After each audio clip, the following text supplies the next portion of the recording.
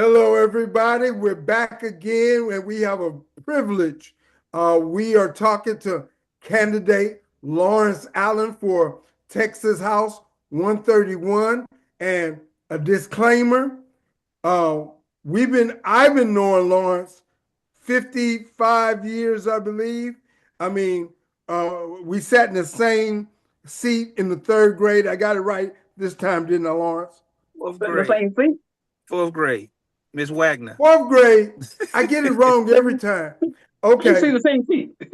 yeah, yeah, it's a long story, but we got a Okay. long history together, and I'm telling everybody the integrity of my brother is very pronounced, and he's a very strong candidate for that particular position that his mother held, and it goes in that tradition. So I want everybody to know and go out there and vote for him. But we're going to talk a little bit about sports and about politics.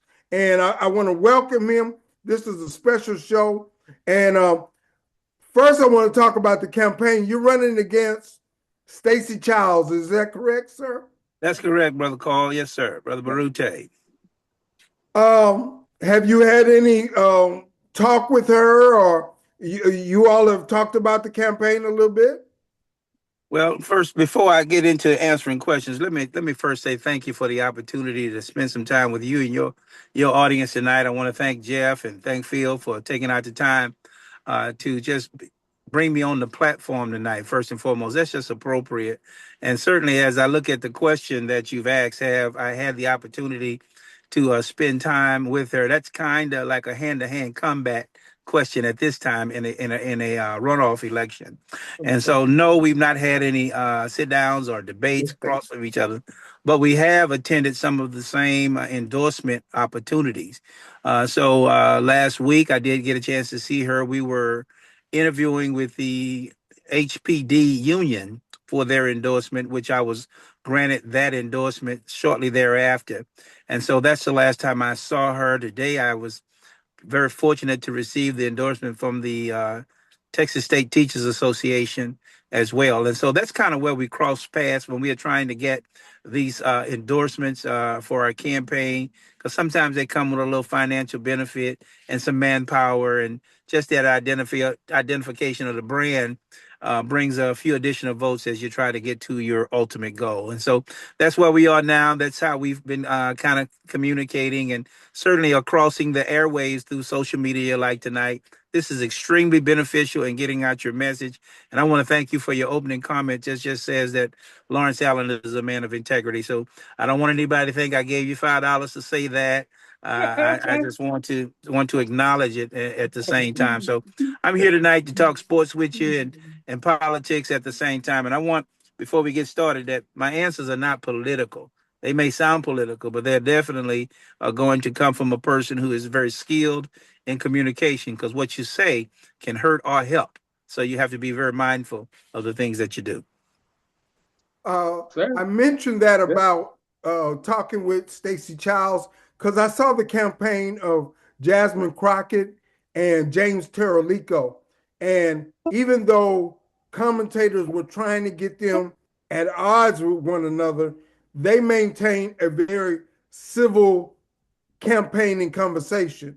And I wanted to, get you to talk about how people can be negative and they can try to get you on your bad side, and you have to withstand that, or you can attack and do different things in that context, and talk about that integrity of the campaign and maintaining your soul. Well, I want us to really understand that integrity is a word that goes into terms of truth and reality. When you are engaged in a campaign, it's about showing probably your better side, but your opponent wants the voters to know the whole part of you. All right.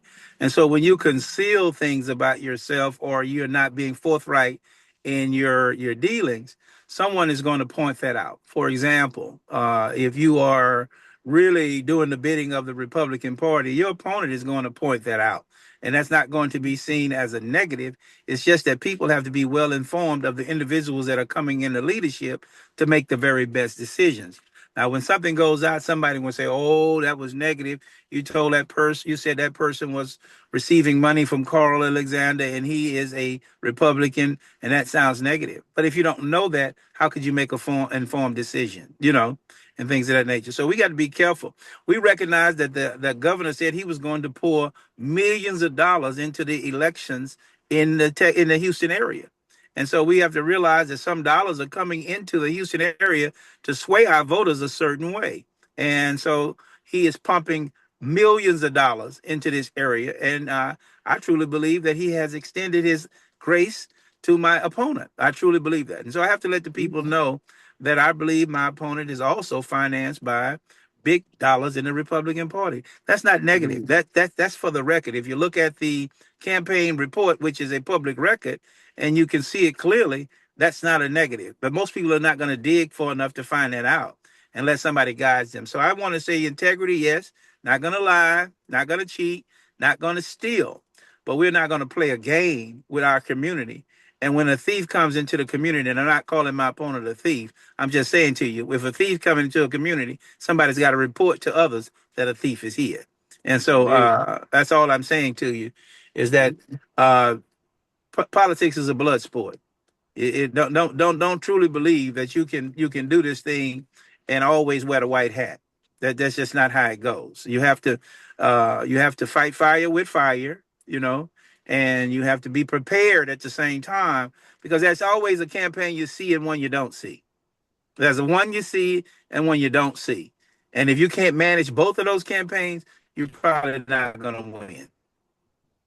That's an interesting concept. A campaign you see and a campaign you don't see. Maybe you could expound on that a little bit more. But I first want to ask this question, kind of related to sports. The transgender issue is some say it's a big issue in the Democratic Party. Some say it's a minute issue.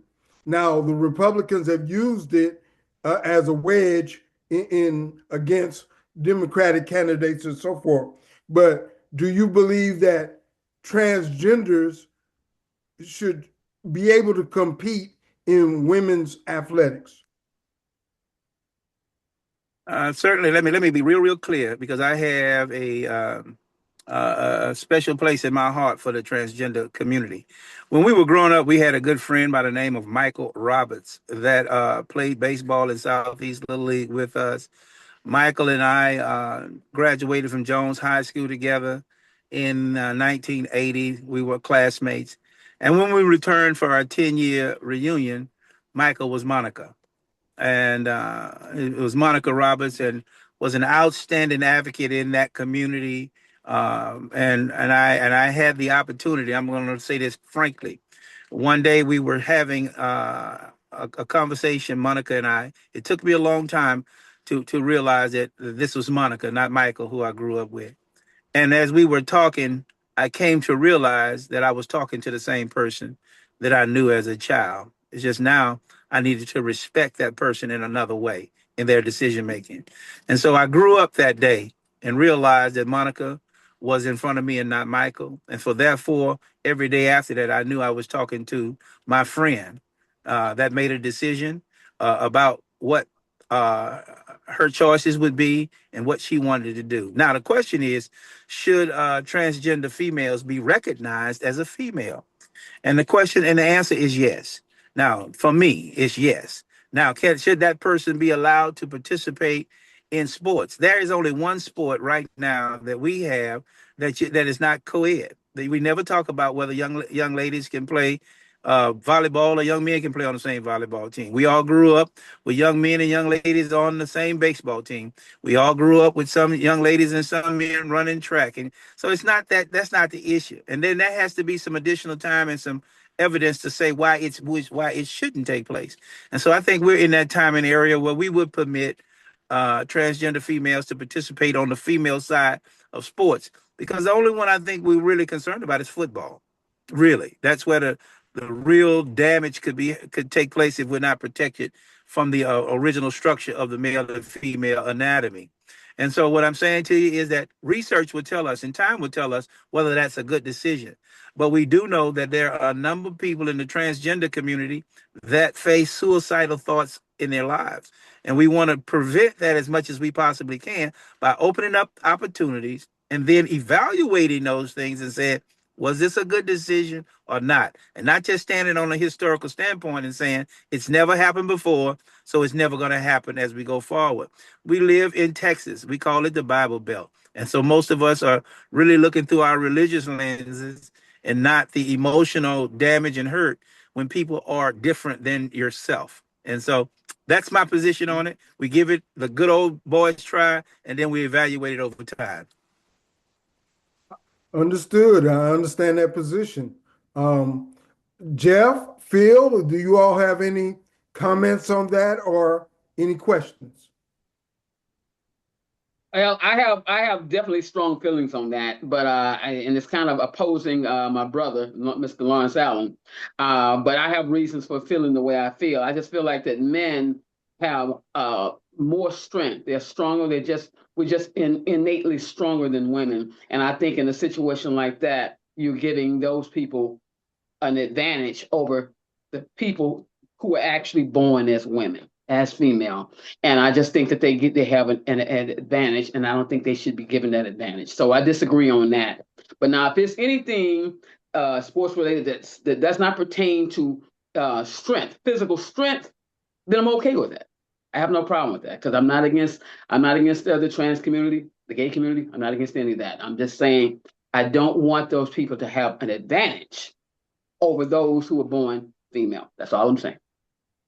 I Phil, you have think, any Brother Jeff, comments? that I think we are more in agreement than we are in disagreement. I think that there is a scientific concept to what you just said, and you talked about the physicality and which would cause physical harm or a tremendous advantage over the others. I'm not in disagreement with that. If one has a tremendous advantage in the area of sport from a person who was born female, then we would have to say that's unfair. It's just not right. We would see it in a record breaking the next day and things of that nature. But we don't have any evidence of that today. It's all up under the hypothesis that that's the probability, because um, I definitely don't want a person to have an unfair advantage. I would like for my grandbaby to be able to be a winner in a sport with the peers and not one. But so I'm only simply saying that it's a time where we have to also permit certain things in order to learn, in order to grow. We all grew up in times that in our group on this call tonight where we wouldn't have had this conversation 50 years ago. It just would have been flat no, right? Right. But because we can have that conversation openly today, we have to also say, could I withstand the trial of this situation? Could it be a situation where we're doing it? What's the word we normally use as a pilot year? Okay. Okay. So that we could take a look at what's happening. So I don't think we're in disagreement in the physicality or the birth components of how a person is structured. I just deal more with the psychological components of life. And we have more Mhm. people in the transgender community than probably we realize. And like I said, my biggest thing is to withstand the pressures of life that normally cause suicidal thoughts. When you have no place that you fit in the world and no one rejects you in the world, it's still rejection, whether you feel like it's right or wrong. And everybody doesn't get everything they want. You don't get everything you want. So one day we may have to take a harder stance and say, this is not good. No. But we just need evidence in doing that today when we make those kind of decisions versus a discriminatory kind of decision by just saying no because I feel this way. I would like to say this though, in the black community, yes, we do have a thing about mental health. We have those possible negative things from tradition, from history, as well as just the outright oppression that we have faced, and we need more things to bring us together as strong black people. And uh, that mental health thing is something that we need to fight against. Now we have the media and different things showing different alternative lifestyles also. So we have to fight against that, and we have so many things that come into play. So mental health. You talked about the suicidal of the transgender and the LGBT community. That's true. But the first thing I would say is mental health. That is the primary thing. And how can we have people to have good mental health? And you have all these different influences. Maybe without those particular influences trying to influence them that way, that might not be their first option that they would go out. There's more people that have tried alternative lifestyle today than probably 20 years ago. So that's just what I would like to say on that. Phil, do you have any comment? Yeah, when you get to a matter of that type, it comes to state and religion, the separation between the two. As Lawrence referenced earlier, in Texas, this is a very religious area of the country, and every state is going to probably look at that situation totally different in some cases. But here, it will always be somewhat of a religious issue, regardless of how they are voted in or voted out for the laws that allow those type of things to happen. I don't really have a political or a religious definite answer to how that should be handled. But I can say this. At some point in time, it's going to have to be addressed. It's going to be because society changes constantly. But it depends on your beliefs, depends on your direct feelings about it. It'll be state versus religion at some point in time to determine that, because I think a lot of states are going to do it their way, and then everybody who has religious beliefs are going to share and weigh in on it, and it's going to be a lot of confusion there. But as a democracy, we should handle it the way we always do, and then some people are able to, for as the mental health part, to see psychiatrists, but for as our culture, we go to church. And that's how we settle a lot of our issues. And that's just the way it is. I mean, that's everywhere. But for certain states, they have the power of the state, political system to determine what will be good and what will be bad for that state. And let me say this, Brother Phil. When I put my position out, I have one vote in the 200,000 vote. If my constituents in 131 said we don't want this, then when I had to vote for and represent 131, the vote would be no, because the constituents said what? No. No. But I would like the constituents to know my position from the conversation part. This is where I would be at the start of the conversation. We need to tell him why, give him the evidence why, because there'll be two sides to that conversation. But what's overwhelming and what you try to do as you represent the voice of the people, right? And if you represent the voice of the people, it's not difficult for me to say I'm voting no because 131 said no. You understand what I'm saying? Lawrence Allen could have been neutral. He may have even been a yes, but I'm only one vote of the 200,000. I'm only one voice of the 200,000. So I'm never trying to put my thoughts and ideas above the people's wishes. All right. Yeah. And that's where I think that people get off. It's not about Lawrence Allen so much. He has a position. So when you come in the room, you already know his position. But he's also the ears first of the people, and then he votes for the people. And that's not a hard thing to do when you know this is what the constituency constituents want. And so that's why we are voting this way. I'm not against this or for that. This is the vote of the people. Understood. So you have to take that conversation back to the people, right? Understood. Yeah. Mm-hmm. All right, guys, we want to talk a little bit of sports that have happened recently. The UCLA Bruins blew out South Carolina in NCAA basketball. Lauren Betts, 6'7", beautiful girl. Hope the comments or get a chance to get her, but I think she's going to go to probably the Dallas Wings. There's a lot of ladies out there that are being promoted in female athletics. Angel Reese just got traded in the WNBA. Of course, the comments are coming back. Lawrence, what you say about the rise of female athletics and what it's going to do to our society as in the Black community? Is that a good thing?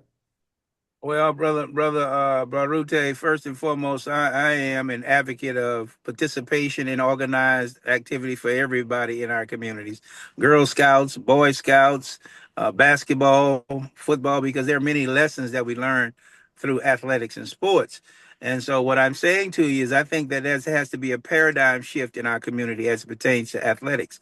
Our ultimate goal with our children should not be for them to become professional athletes.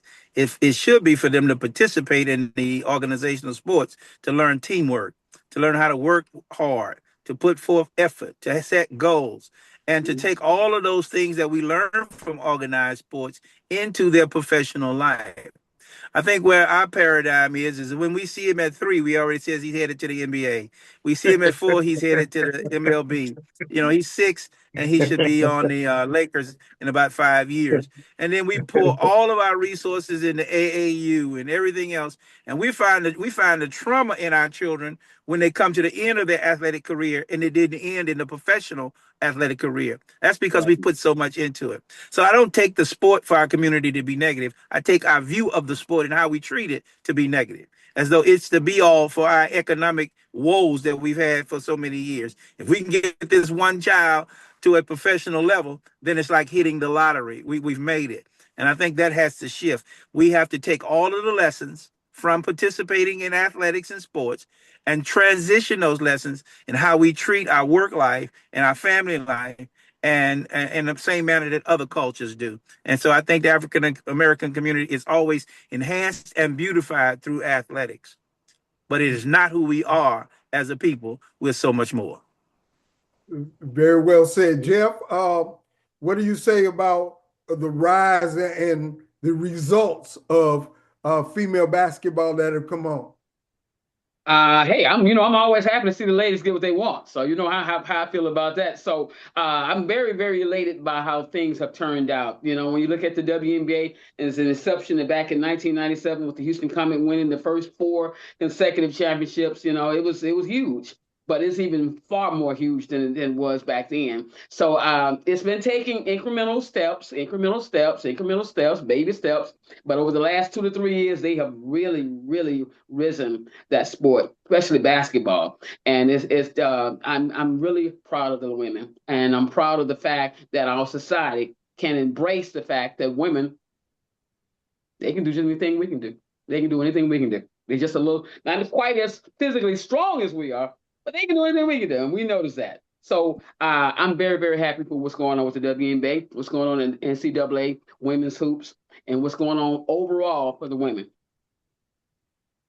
Well, we got instituting the draft, the military draft. You said the women could do just as much as we could do. So I'm just pointing that out. Phil, did you have a comment on female basketball? Yeah, well, the rise of female basketball and sports in general for me, playing high school ball and, from, little league all the way through and baseball. I mean, women's sports is huge. I mean, we got women professional softball leagues, volleyball leagues. The WNBA is definitely a boom right now. And even in high school, I think it was our first year. The first year they let girls play high school basketball in HISD was 1980. And I actually was going to school with a girl who I think, had the WNBA been available, she would have easily transitioned into it. Her name is Jackie Jones. Shout out to Jackie. And Jackie played with the guys on a regular basis, whether we played at Stella Link, Emancipation, Fun Day. Dude, she got picked before a lot of guys, and they would sit around and wonder, hey, who picked them? Then once the game started, they understood why. So there's always, for me, have been somebody that I can look to and say, hey, that's a good player as a female. And softball, same thing. There's big leagues around the city in the state of Texas. This is a huge state for that.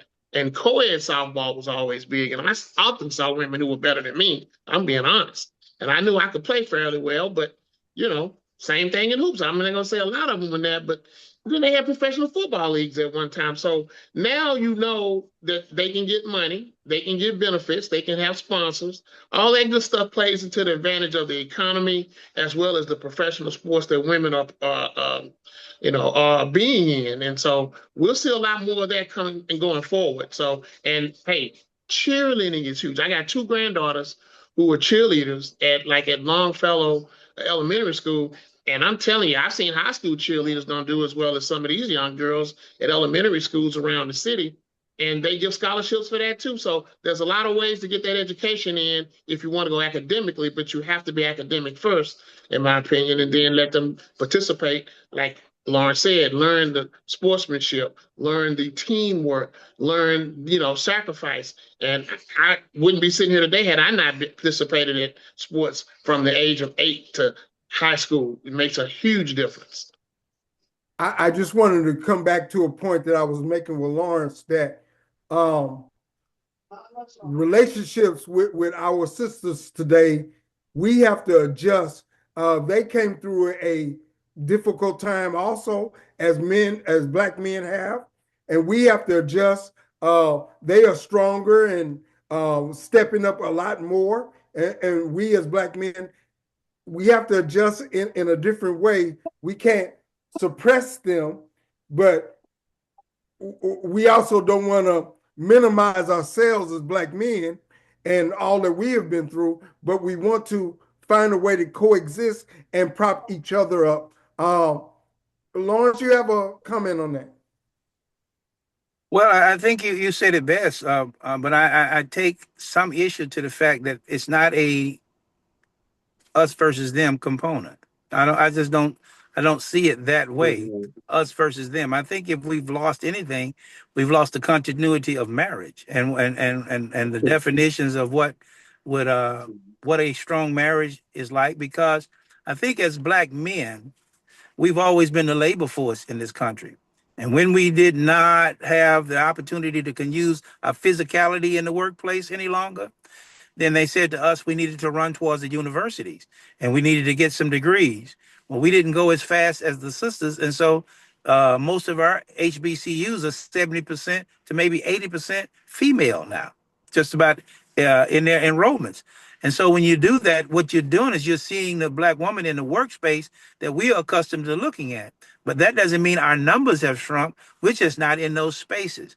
And so we have struggled economically on our side as Black men, and it looks like we're now in competition to see who's the breadwinner. Well, then that's not the case. We have Mm. to understand what real relationships are about and what we can do in building our families. Our family is the real institution of success, and not where the money comes from, one check here or the other. It's how strong is that family and how well you take care of those children, how well you take care of your parents. That is the real measure of a man. It's how well he organizes his family for the benefit of all of those that are around it.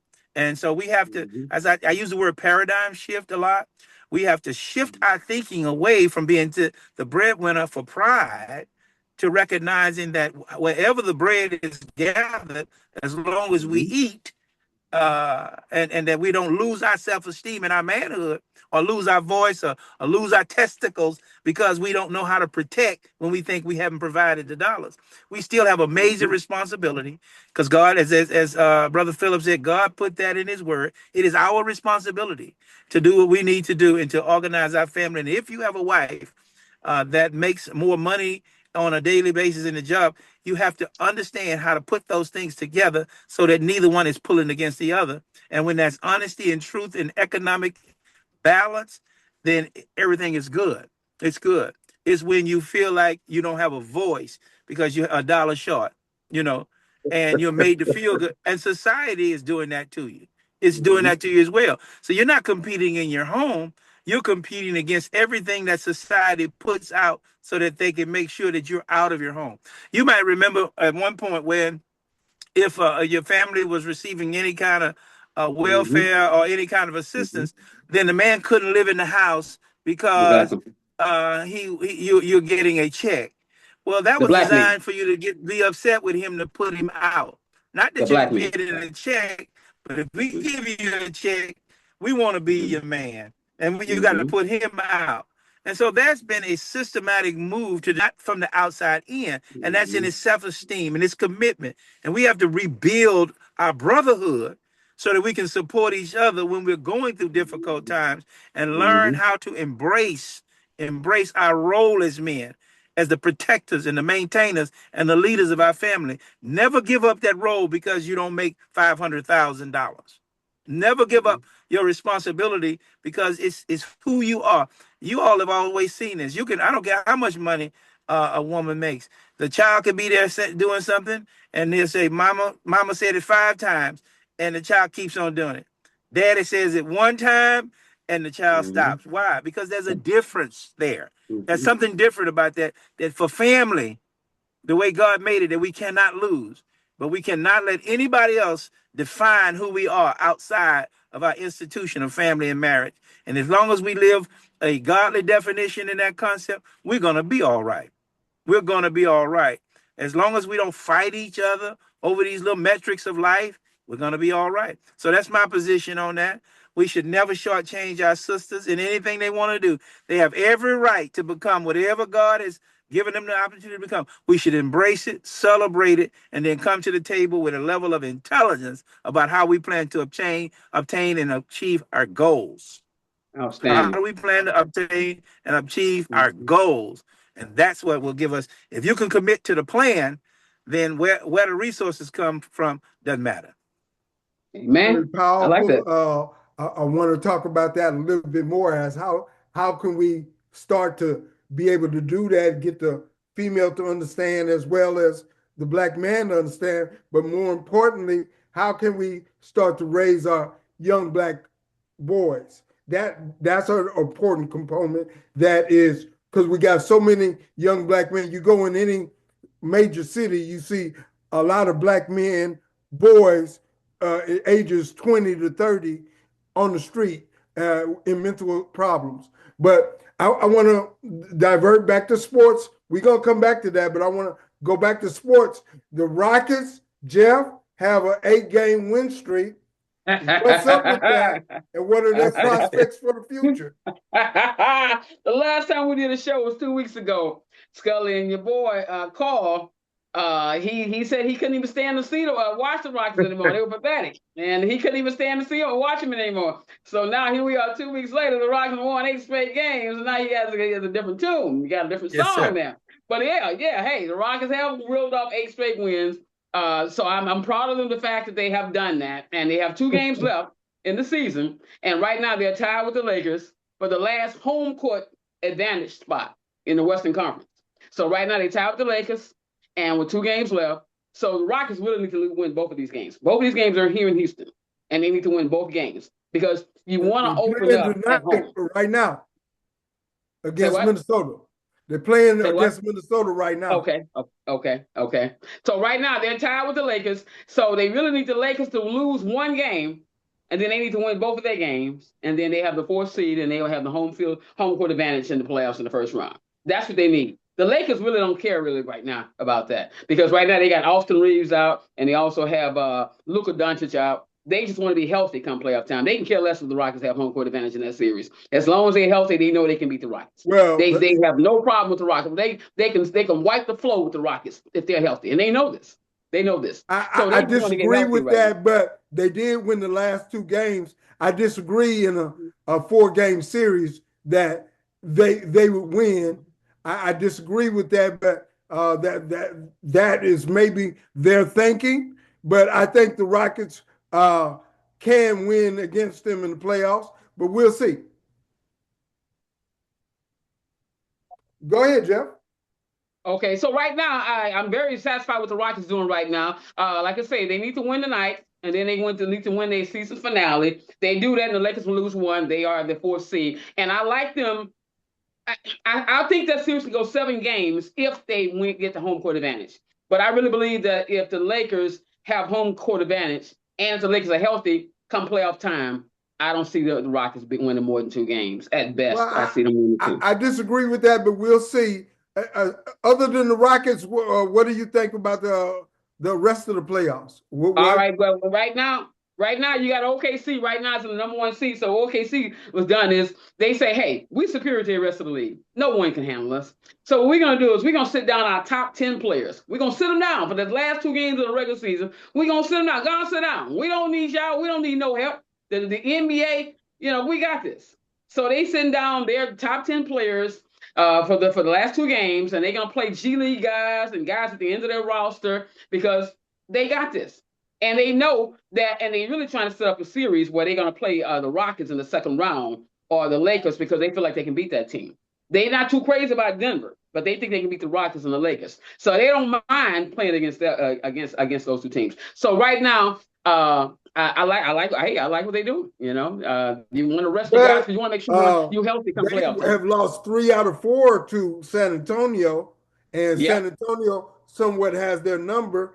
And Victor Wembanyama in a 7-game series, that remains to be seen what he can do in the 7-game series. Look like he's doing great right now. So we're going to see how that's going to go down. Phil, what you think about the upcoming playoffs?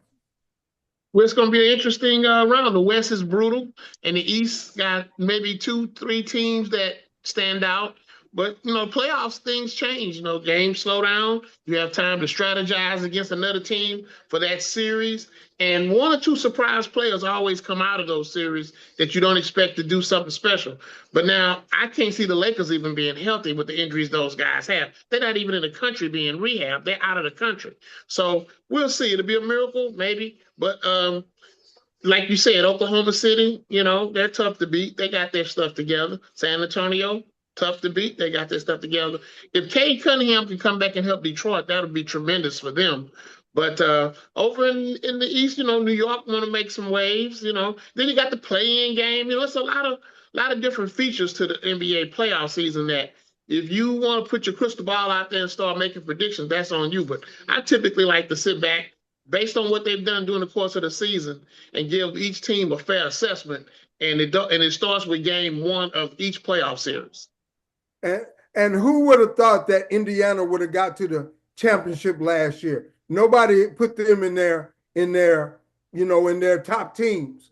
But they got hot and they beat everybody in the East. And that can happen again. That can happen with another team. Who's to say it won't be Cleveland this year? That James Harden might be the man that changes everything. And so the playoffs are very, very interesting. Lawrence, you've seen the history of playoffs and basketball. You were here when Ralph Sampson and Elijah Wan went to the playoffs. What do you say about the possibility of what things can happen? First and foremost, let me put my disclaimer out. I'm a YouTube watcher. I don't normally watch the whole game. I'd rather go to the YouTube and watch the highlights, the 24 minutes of the game that's been reduced for me.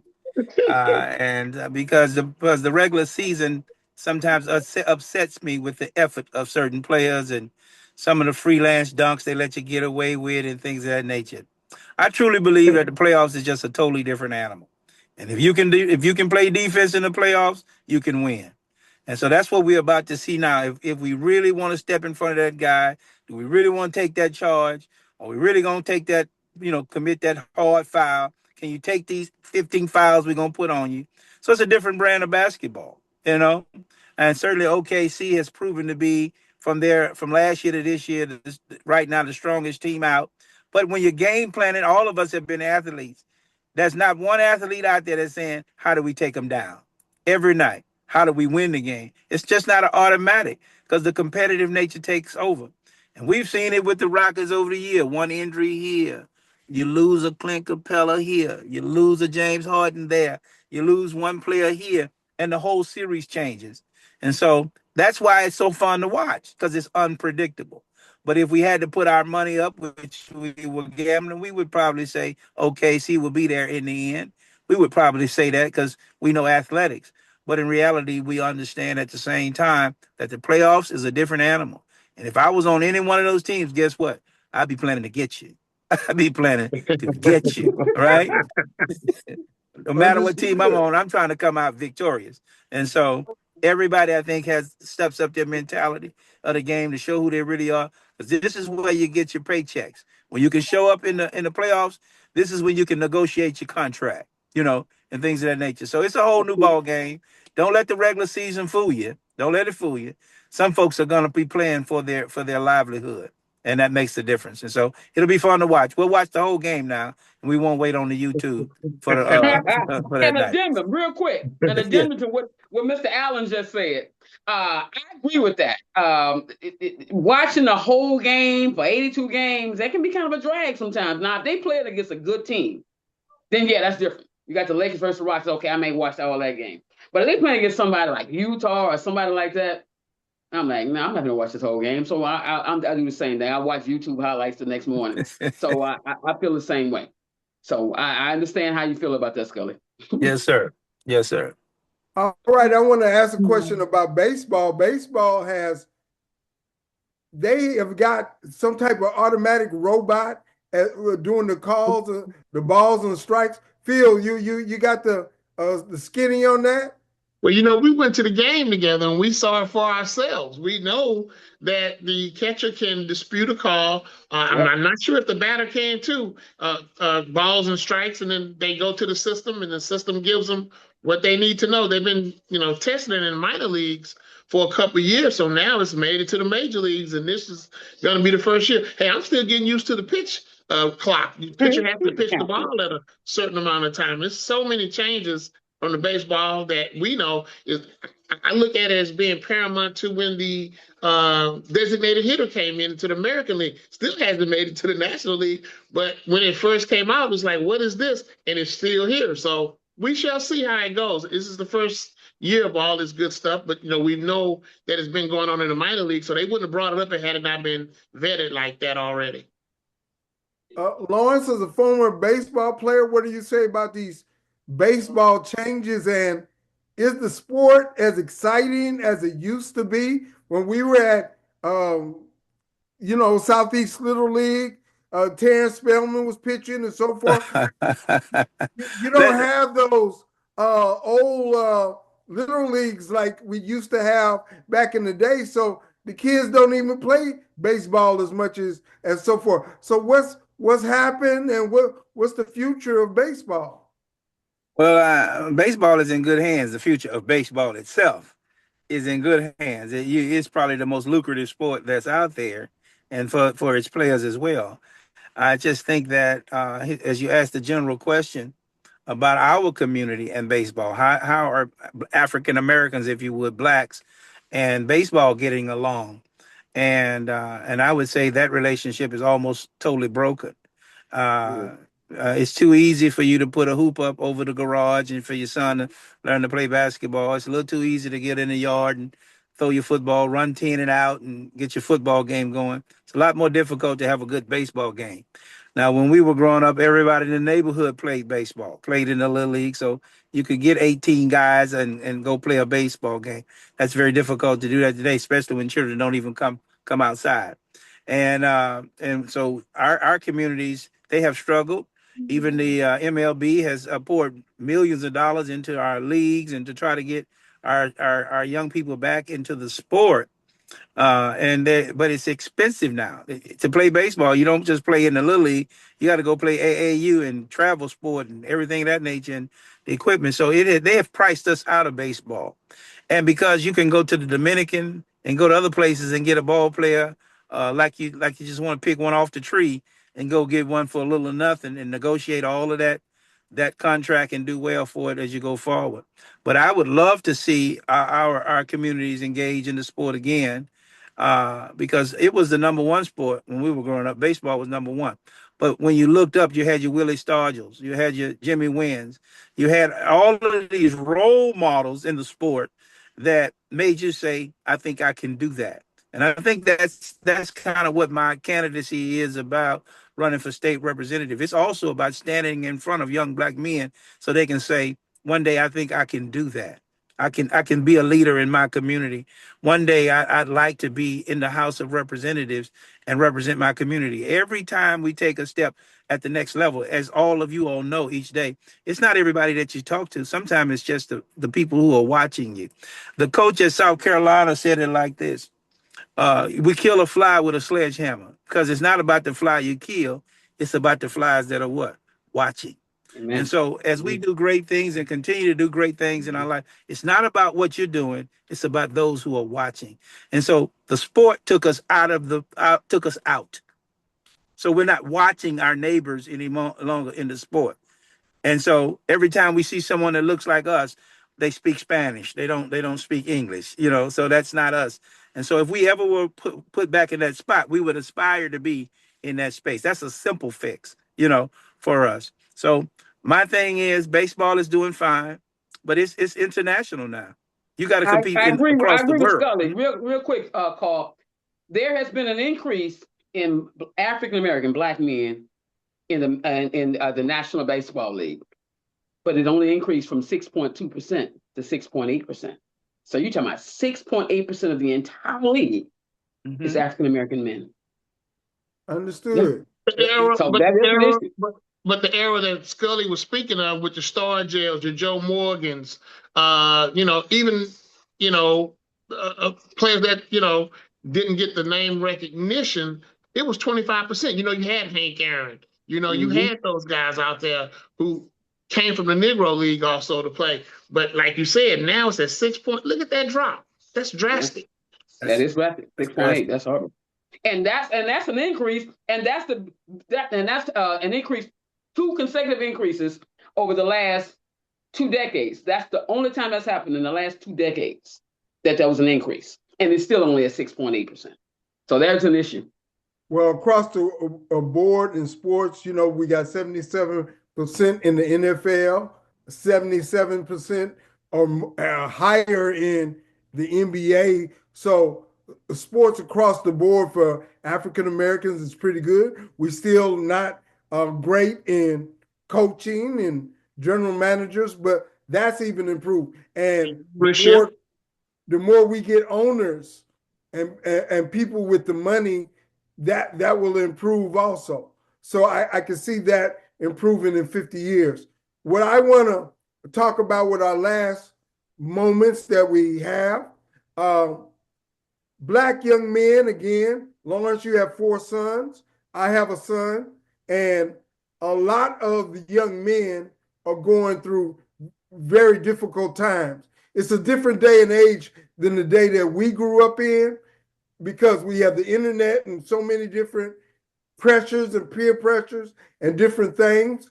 What do you say to the young black man who is going through very difficult times and situations and pressures, who's really having a struggle to understand where he fits in? What is his identity? As I mentioned, he has so many different things that are coming on TV and in the internet and everywhere. He has so many different things that are bombarding him with who he's supposed to be, and he's struggling.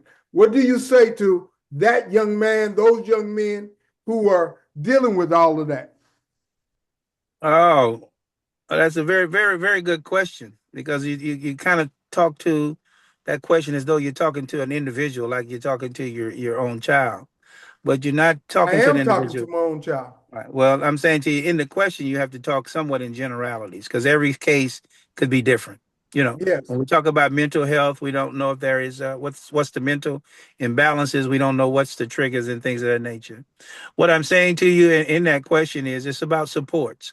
That's not just those who we can identify as young people with mental challenges. Every one of us are successful because of the support that we were provided. And so what we have to do is build our communities and build our societies around providing the necessary supports for any individual that might be struggling in that nature. So if it's counseling the person needed, if it's psychiatric evaluation, if it's relationship building, if it's the tools in order to make it into society, we have to put our efforts in building the supports. And what does that look like? And I'm going to say this to you from our relationship. You can imagine what it was like when we were 8 years old. You and I were going down to the Sam Houston Coliseum and we were racking bottles for $1 a rack. But we thought we were racking bottles, but what we were learning was work ethic. What we were learning is if you like to have something, you need to do something to earn your money.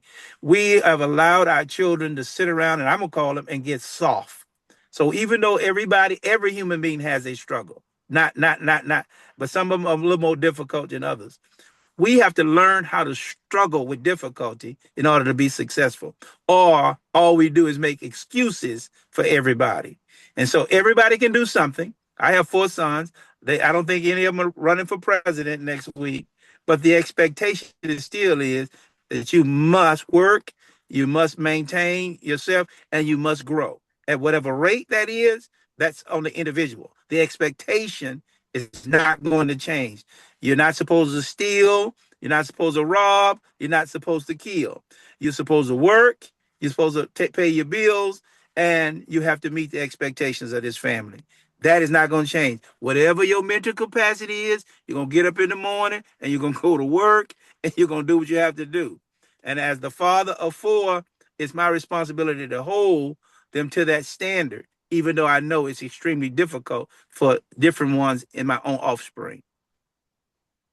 Very powerful, I very agree. important, but it's still a great challenge It because is. you still have all of these other pressures that are coming, and you know they are coming at them, and this is a different age, as I said, from the day when we were coming up, and we didn't have as many pressures like the internet. You know, the internet, you look at something for 4 seconds and you decide whether it's something you want to pay attention to. People don't read anymore. You know, we came up, we read. I mean, we read extensively, and that's how we got a lot of our understanding.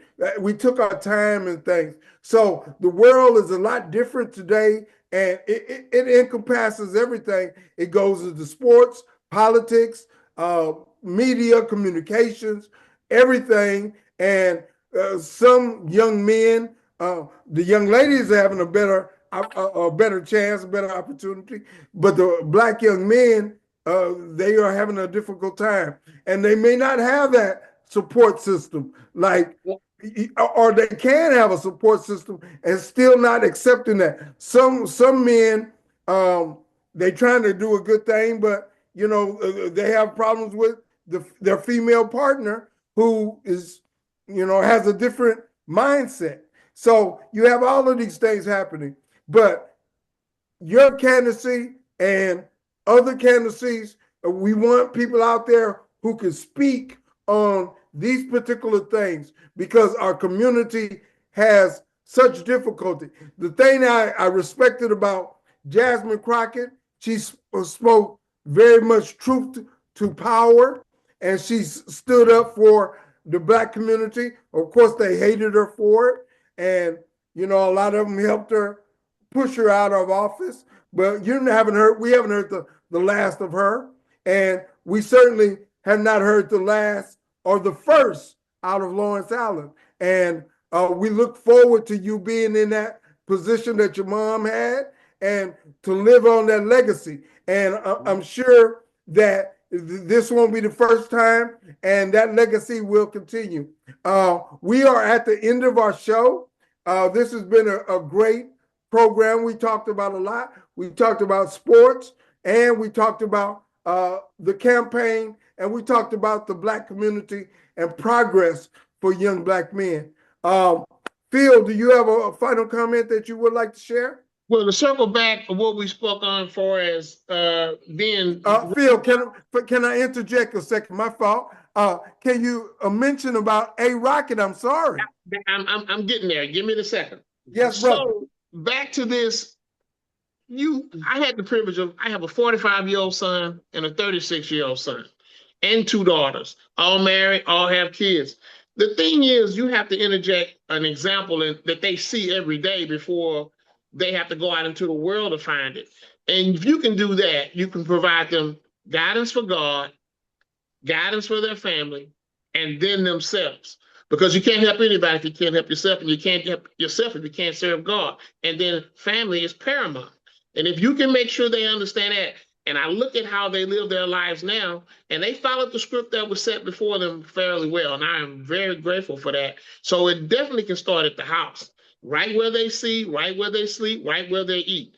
Then when they go out and they come home with questions for you, you put the test to what you've taught them to learn. Will they obey? Will they understand? Do they process it?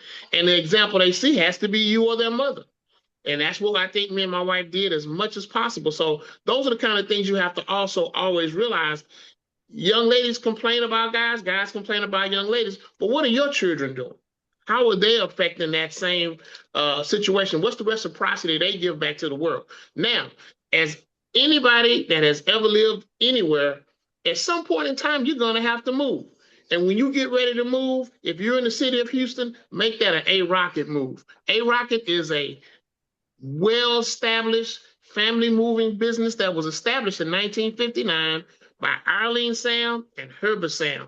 It is now ran by their son, DeAndre Sam, second generation owner, located 3401 Quarter. We do intrastate, office, residential, commercial moves.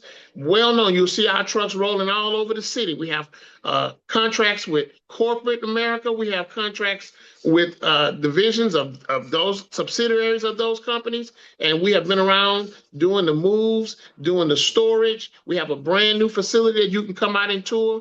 It's 62,000 square foot of climate control.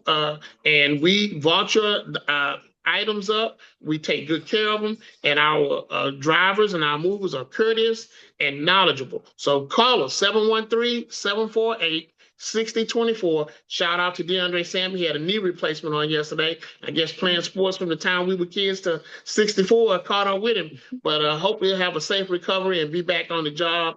He's a very fierce, independent owner who's hands-on, and he pays attention to everything that goes on in his company. Super powerful, and I can vouch for A-Rocket. We moved, and everything was taken care of, and my daughter was happy, which was a very important thing. My 22-year-old daughter, let me get it right, 22-year-old daughter, she was happy, so I was happy, and we look forward to working with A-Rocket again when I move again into my new house, which I'm working on right now. You got it. Just give us a call. You know how to find us. We'll be there, as the name says, A-Rocket. But that doesn't mean we're not efficient. Very much so. Jeff, what's our final word in sports? Hey, back to the black men. It takes a village. It takes a village. You have a lot of these black kids that are struggling, these black boys that are struggling. They're really struggling. And a lot of the reason why they're struggling is because they only have their mother. That's all they have. But you have too many single baby mamas in the black community. And you have too many just have one parent in the home. That black woman can't raise that boy and that daughter effectively and efficiently. You can't happen. She can raise her daughter, but it's hard for her to teach her son how to be a man and to be able to stand up in the face of adversity.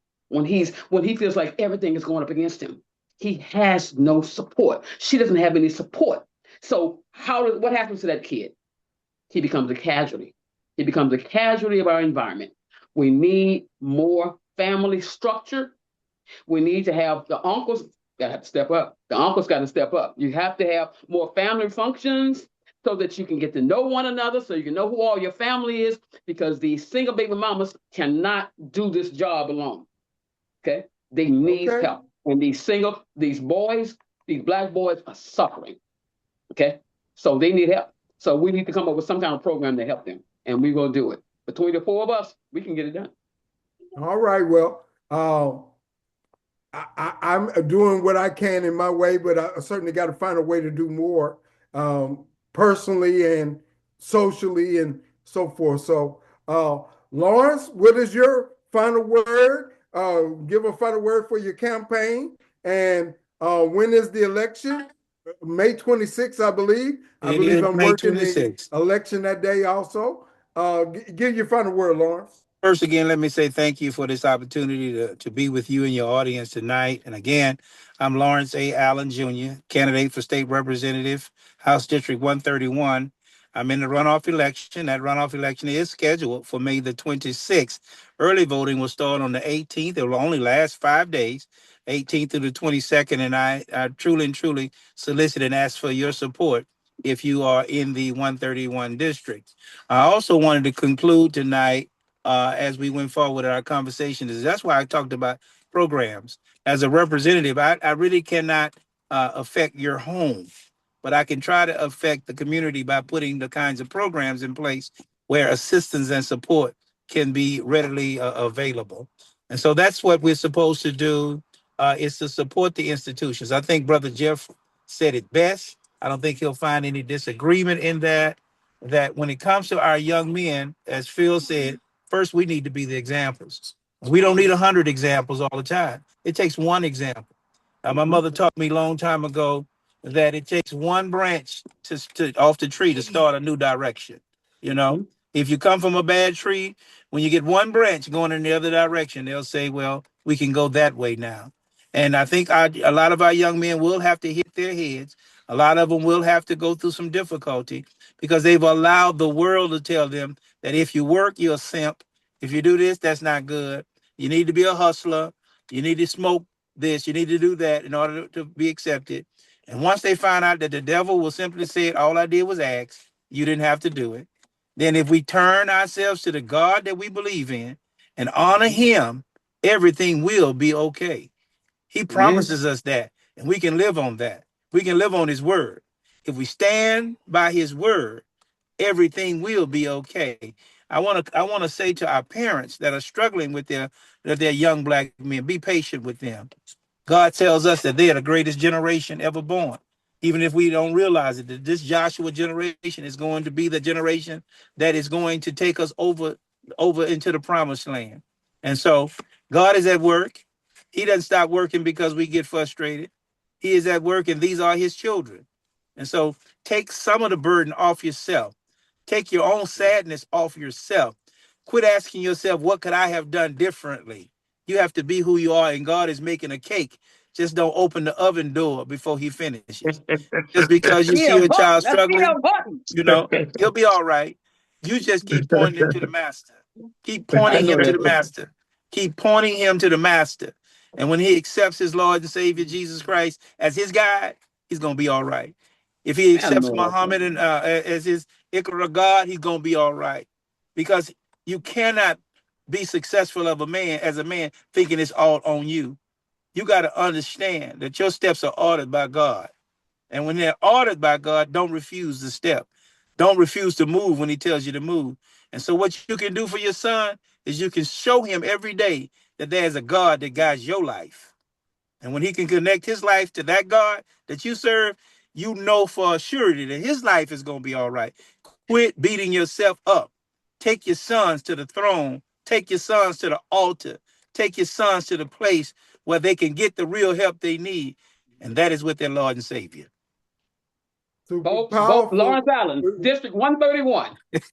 Yes, super powerful. We thank you, Lawrence Allen, and we have a powerful show that we had, and we thank you very much. And next 2 weeks we'll be back again with Sports Take. Our next show we'll be back into sports, and we'll be talking about it full breast as we always do, and we look forward to that. And we thank Lawrence Allen again. And everybody go vote. Vote for Lawrence Allen, May 26th. And we'll see you next time. Thank you, gentlemen. Thank you now. Thank you now. Yes, all right now. Appreciate you, All right, guys. All right. Take care. All right, Paul.